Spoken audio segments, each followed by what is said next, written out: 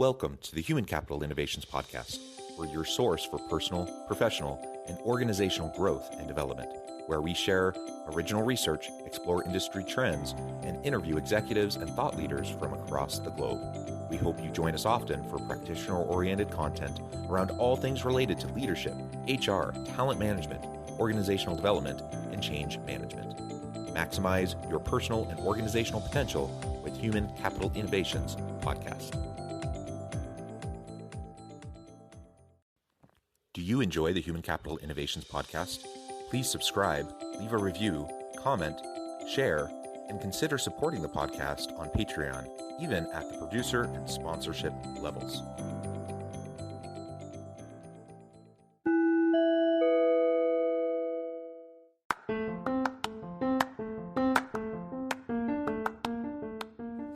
Welcome to the Human Capital Innovations Podcast. In this HCI podcast episode, I talk with Martin Brooks about body language decoder using awareness of body language to build rapport and influence.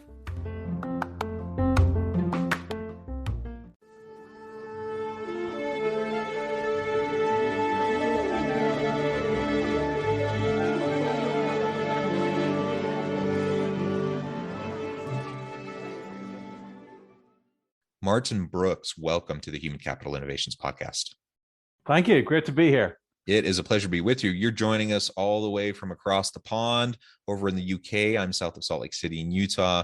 So it's morning for me, evening for you. I'm thrilled to have the chance to chat with you today. And we're going to be exploring body language and how we can utilize body language to build rapport and influence as leaders, and also how we can recognize the signs of body language so we can better understand how we're interacting and communicating with people around us and how others are communicating with us, because so much of the communication process happens not through verbal communication, but through the nonverbal and the body language types of communication that occur. So we're going to unpack all of that, talk about how we can do that more effectively to be more effective and influential leaders as we lead out in our organizations and on our teams.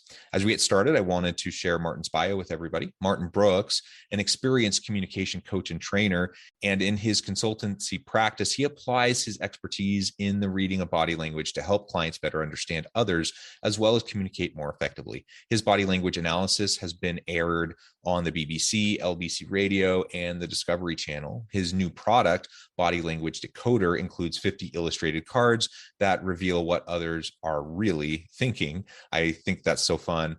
You can tell us all about that. Anything else you would like to share with listeners by way of your background or personal context before we dive on into the conversation further? No, just that, my focus has always been on helping people be more effective as leaders, as salespeople, as presenters, as communicators, and what is it they could do differently in order to be more effective. So that's kind of my focus. Yeah, and it's a good focus. We all need it, right? And there's so much time and energy that goes into verbal communication. If you're in a leadership role, you're in front of people, you're making presentations, you're trying to inspire and influence and motivate, and you're having performance conversations, you're doing all these things, and there's all this verbal stuff. We also talk about written communication and how important that is, and not to take away from any of that, because of course, verbal communication and written communication is super important. We need to be effective at it. We need to hone that skill. But so much of the messaging that we communicate to others doesn't happen through the written word or the spoken word. It happens through body language, facial expressions, like all these nonverbal components, and which means we can really, if we're not careful, we can really short circuit our own ability to be effective. Even if we're saying and doing all the right things, but we're conveying these kind of underlying messages to people around us without even realizing it. Yeah, I think a big part of it that, of course, content is really important. What you're going to say to the troops, motivating the troops. If you're in a sales presentation, communicating convincingly to your potential customer, of course that is. And they will hear that content. They will see the words, the facts, the figures, but then they have to ask themselves a question. Do I believe it? Do I buy into it? Now, the content itself is not enough. So we're looking very much at the individual.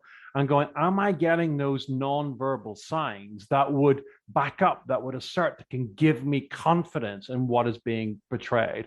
Because do I believe it? Do I buy into it? I love the rapper Chuck D had this wonderful quote. He said that in order to people to buy from you, they have to buy into you. Do I like you, or do I trust you? Can I work with you? You know, whether that's in a sales environment or certainly in a leadership environment. You know, the true leaders aren't behind people kicking them to go forward. They're leading, and they don't even need to look over their shoulder because they know their team is right behind them. They've bought into them. They're not doing it because they have to, because they've bought into them. So the leaders really need to understand that and really need to be able to communicate in a way that can assist that buy-in and not give out, say one thing with their words, but then their body language say something completely different. And then people at the receiving end are going, confusion, because I'm seeing this, but I'm hearing that, and these don't mesh. And what we talk about congruency. Does the body language, does the voice, and does the words, do they all line up? Do they all align to give that consistent message? And if it's not, that's when people start to think, not so sure, those doubts come into play. There's a lack of buy-in, there's a lack of leadership, and then that shows in performance. Yeah. Well said. And you've already started to lay out, some of those classic types of nonverbal cues. But I'm wondering if you can walk us through more of like the most common pitfalls people tend to fall into when it comes to the nonverbal communication, and how that might inadvertently negatively impact, the trust issues and really the overall power dynamics and team dynamics going on within our organization.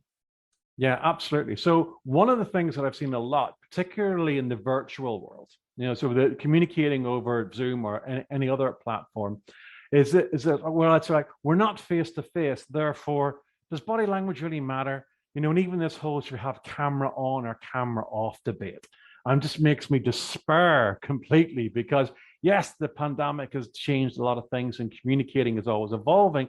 But at the end of the day, what is human beings' primary sense? It's our sight. It's what we can see. Now, our core psychology is not rapidly evolving. It's not B2B or B2C. It's P2P. It's person to person, and we need to see that physical sign. So, if somebody is saying, for example, let's get into a little bit more detail. Say, well, this is what we really need to do, and there's a positive affirmative nod, for example. That's one thing, and the animation. If people are really excited, they expect to see a more animated face. They expect to see more animated gestures. And of course, that will follow through into how the voice sounds, because one of my favorite phrases is motion drives emotion. So if you are expressing yourself like this, using your hands, using your face, that will translate into the tonality of your voice and the passion and enthusiasm and excitement that you want to come through, that you want your team to feel, to go out there and face the challenges that they have to face.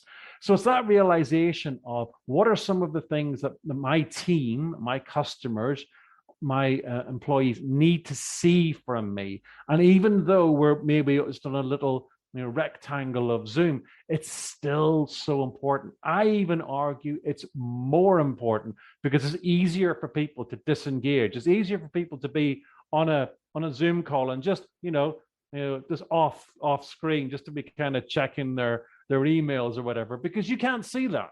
So it's a greater temptation. So we need to make a higher effort to keep people engaged, to keep people interested. How do we do that? Don't ignore our primary sense, which is our sight, what people are seeing. I believe that's so important. And there are valid reasons why someone may choose to have their camera off in a meeting, or at least for a time.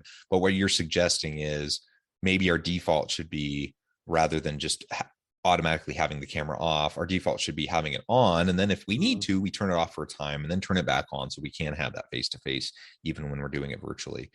Something else I've noticed too, even pre-pandemic, and it's certainly still the case in face-to-face meetings, is it's become so common for people to just be sitting around, say, a big conference table with their laptops. And so they're in the same room together. They're all around each other, but it's almost as if they're not, because they're just kind of head down doing their stuff, and someone's up front speaking and people might kind of be paying attention, not really. And every now and then there's comments and stuff, but there's not really connection or engagement there either. And so my suspicion is you would suggest, okay, when it's time to communicate, it's time to like, look up from your computer and actually be with and respond to in real time to the people that are around you.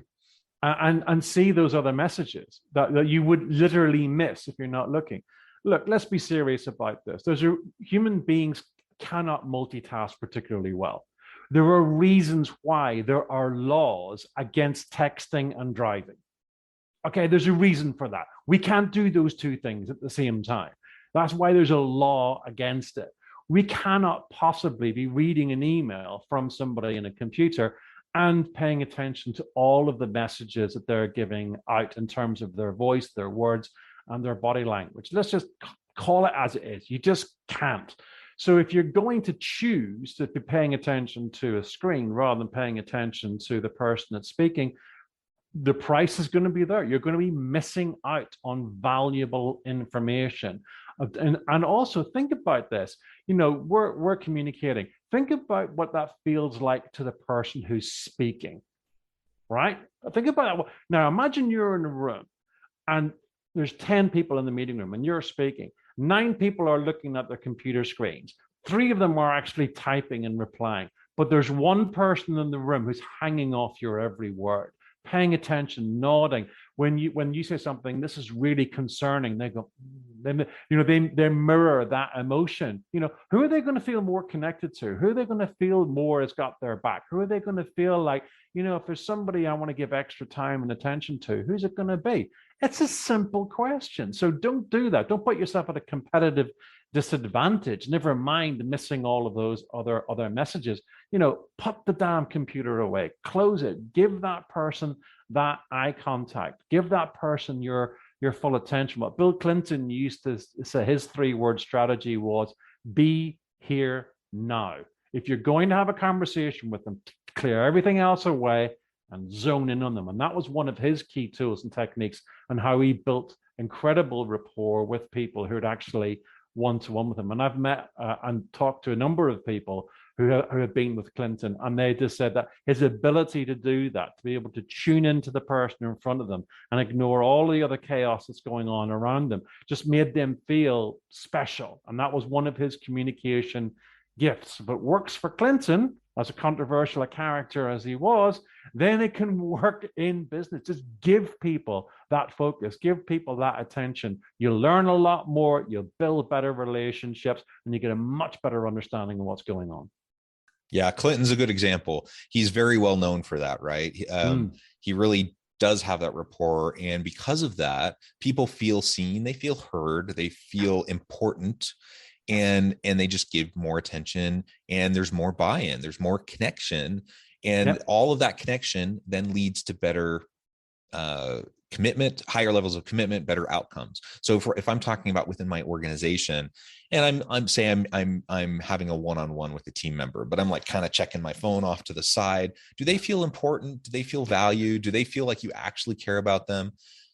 No, I mean, you may actually really care about them. You may, really desire to help them, but that act, even if it's just for a moment, even, your phone buzzes and you like, for 5 seconds, you go over and you look at it, that act is going to undo a lot of the other efforts you've made to try to show them that they're valuable and important to you and that you're trying to help them. So we just can't ignore those things. We may think, oh, it's not a big deal, that they'll recognize and understand. The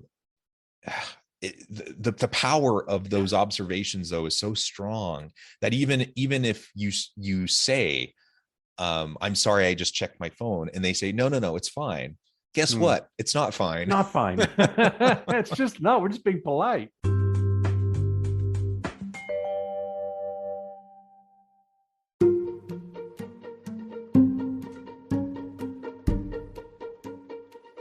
Welcome to the Human Capital Innovations Academy. Courses, micro-credentials, and certificates to upskill and reskill for the future of work. All HCI Academy courses, micro-credentials, and certificates are designed, developed, and delivered by award-winning and internationally renowned scholars, educators, thought leaders, executives, and practitioners. Our courses, micro-credentials, and certificates will help you make your mark on the future of work and make an immediate impact in your organizations. Check out the HCI Academy and our many course offerings and certificates to upskill and reskill for the future of work.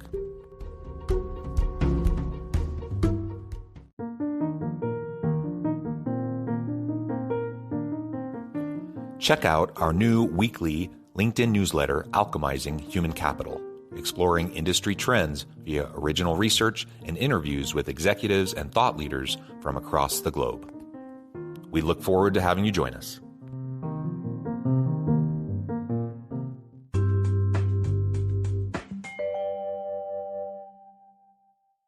Absolutely, I completely compare, and even with friends now, we when I get together now, we are getting together with friends.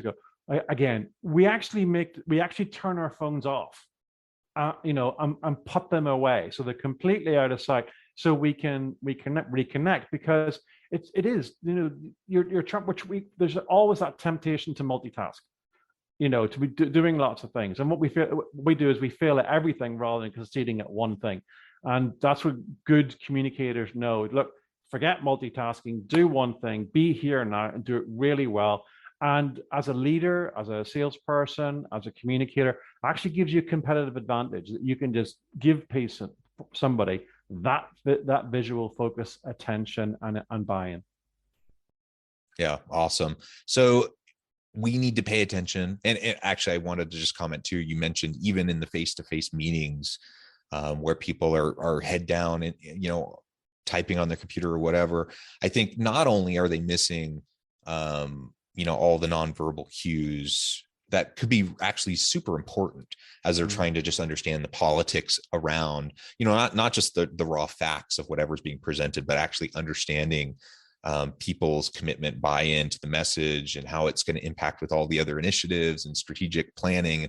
Like there's all these components, right, that are unspoken but are influenced. And so not only are you missing the nonverbal cues, you're missing the verbal as well. So I mean, being distracted in a meeting and trying to multitask is really dumb, because you're really what you're communicating to everyone around you is that this meeting's not actually that important. I have more important things to do, better uses of my time. And you're showing that through your actions. And so I get it. Leaders are busy.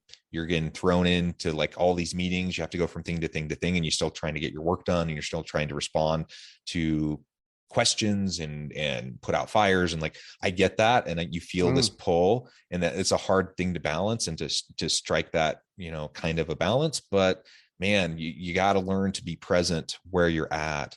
Otherwise, you're just going to end up being ineffective in like every area. Yeah. And instead, I get it. Like you may have someone trying to contact you and needing your immediate attention, and you're not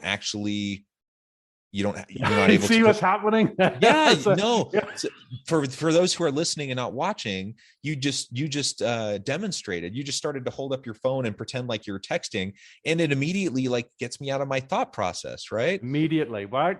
Straight away. And so we just need to pay attention to that, and be with where we're at, focus on the task at hand, be with others around us in real time.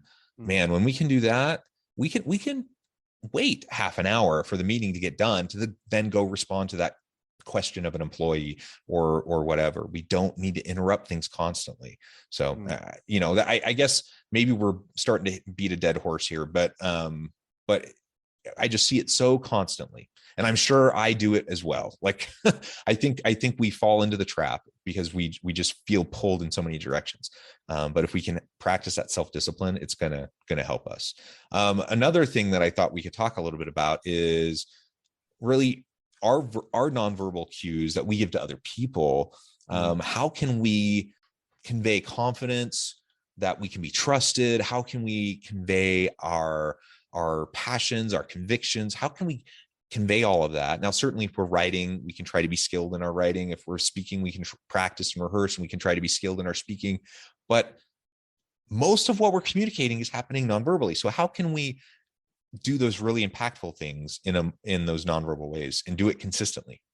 Well, I think there's two key things. First of all, is gain greater awareness of what our nonverbal skills are, and this is the piece of advice that I give to people, and they all go, "Ugh!" And that is record yourself when you're speaking. If you want to get a better sense of how to communicate with people, you got to get a better sense of what you're actually putting out there with your nonverbals as well. So the next Zoom meeting you have, record it. The next presentation you give in the boardroom, have a camera in the room. You can do it with your smartphone these days. You don't need a big camera, and start getting better awareness of how you communicate.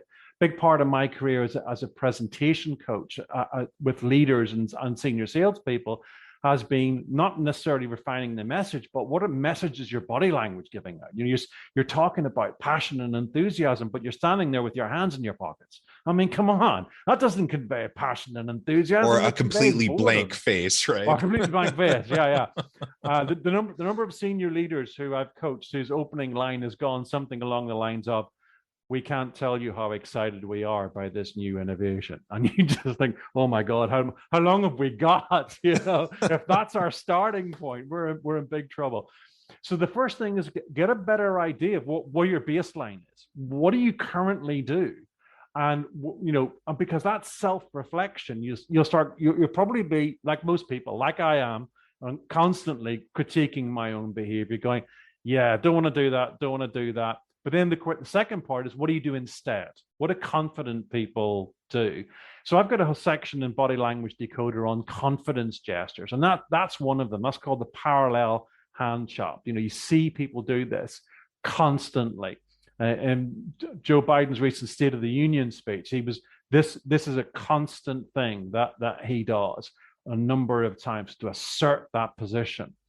Also, previous President Barack Obama, one of his favorite confidence gestures was what I call the pinch of salt. This is the key thing that we need to do. We need to get that across. And of course, Clinton's famous hand confidence gesture was known as the thumb of power. So you put the thumb into the crook of the forefinger, and then you bring it down. This is why we need to do that. This is so important. So these two, certainly the thumb of power and the pinch of salt, these are softened fist gestures. So they're not aggressive, like the fist or the point, because again, a point is one finger away from a fist. So it's like the meanings are pretty clear, isn't it? It's an or else, So the softened fist, that a pinch of salt, this is why it's important, because it's softer.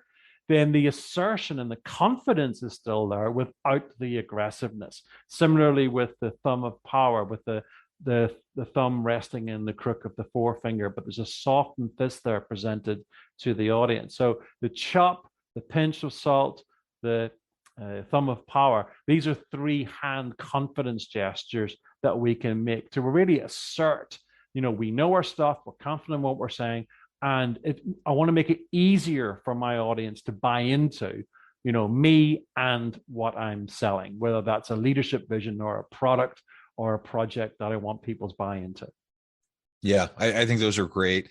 And I think also about myself, I've done a lot of that in the past where I've recorded myself, and I'm not a naturally charismatic speaker or presenter. I've learned over time to be effective. I think people tend to respond well to me, but it's been a learned process, and I'm still not as good as I could be, certainly.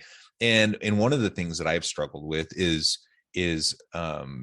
like the energy in my face and in my voice, and just I not even what I'm saying, but the facial expressions, and just the energy in my voice and not speaking in monotone and things like that, right? So there's intonation and tone and like all these different things that you layer on to how we're conveying a message, that again will inadvertently undermine what we're trying to accomplish if we're not careful. But these are skills we can learn. Now, some people it comes pretty naturally to them. Good for them. That's awesome. The vast majority of us, though, that's not the case. You have to work at it, just like you work at learning to play the piano or the guitar or whatever, right? You got to practice, record yourself, watch it, critique it, practice some more. Practice makes, I've never liked the term practice make perfect, but practice makes better.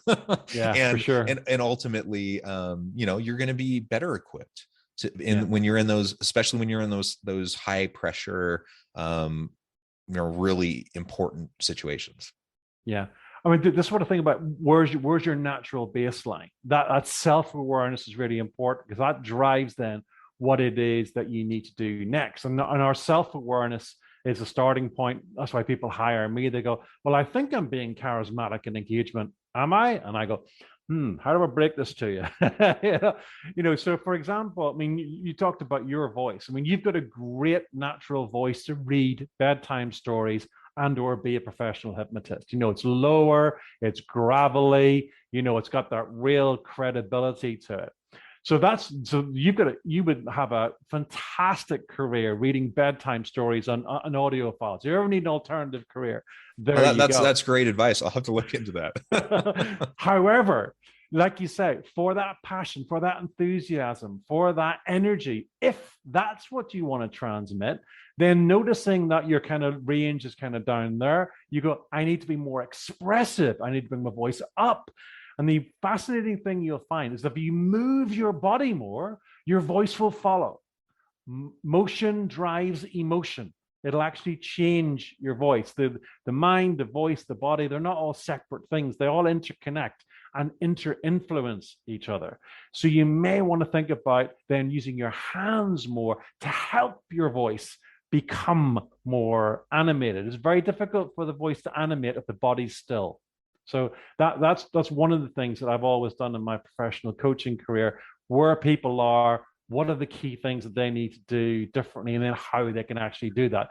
So then, to come back to your point, it's not just about random practice.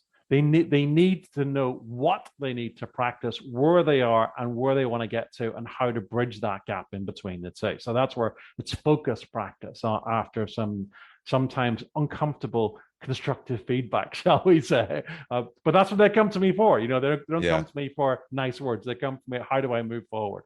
Yeah. Well, Martin, this has just been fascinating. So many great pieces of advice here that I know I'm going to really carefully consider. I encourage listeners to do the same.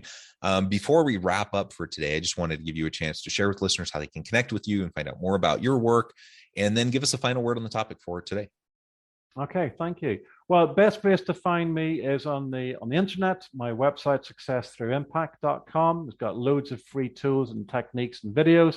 I'm quite active on LinkedIn, so search me Martin Brooks on LinkedIn. You can find me there. Of course, Body Language Decoder is available on Amazon. You can go find that on Amazon and order that. Get your 50 cards to help you figure out what people are really thinking.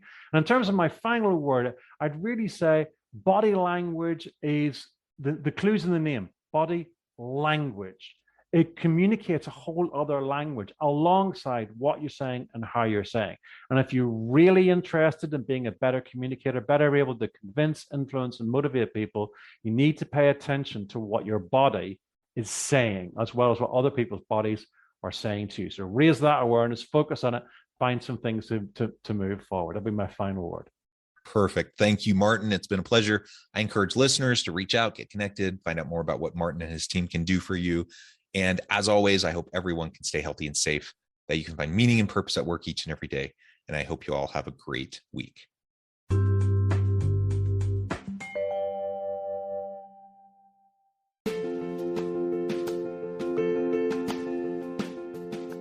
Bluer Than Indigo Leadership, the journey of becoming a truly remarkable leader. Early in my adult life, I learned about an Asian proverb that translates as bluer than indigo. If you think about the color indigo, it is a brilliant, deep, and vibrant blue, what some would call the bluest of blues. To have something that is bluer than indigo is rare and truly remarkable. Contrary to popular myth, there is no one-size-fits-all or cookie-cutter approach to effective leadership. There is no silver bullet, no secret sauce, no go-to model that will solve all of your problems. The truth is, great leaders have all had their unique strengths and flaws, and have all had to discover and then pave their own distinctive path in their life's journey to fulfill their leadership potential. Bluer Than Indigo Leadership will help you discover your own path and explore those ordinary, everyday actions that will help you respond to an uncertain future and produce extraordinary results for individuals, teams, and organizations.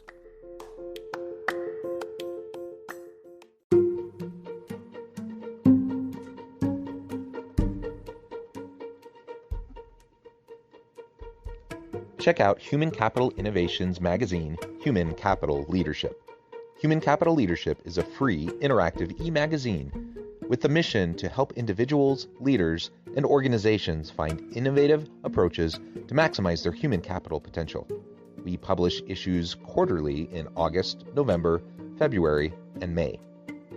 Take a look at the latest issue and let us know what you think.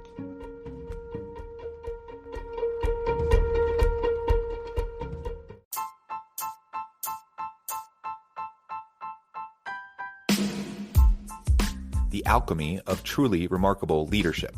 Ordinary, everyday actions that produce extraordinary results.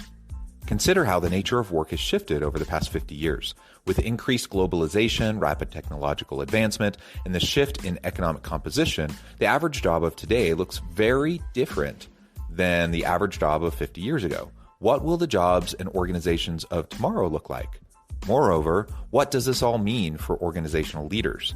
What are the core competencies and capabilities of organizations and their leadership that are prepared for continued disruption and geopolitical and socioeconomic shifts? Regardless of what the future holds, increasingly, leaders need to be socially minded, data-driven, decisive, champions of talent, and disruptors of the traditional notions of leadership, teams, organizations, and work. The alchemy of truly remarkable leadership will help you to explore your own leadership competencies and capabilities and consider ways to apply and implement them into your workplace and personal life.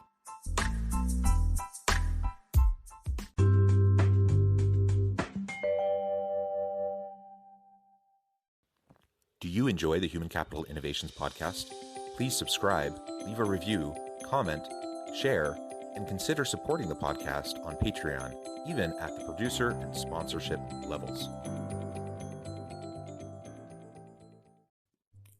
Thanks again for joining us for this episode of the Human Capital Innovations podcast. I hope you stay healthy and safe and that you have a great week.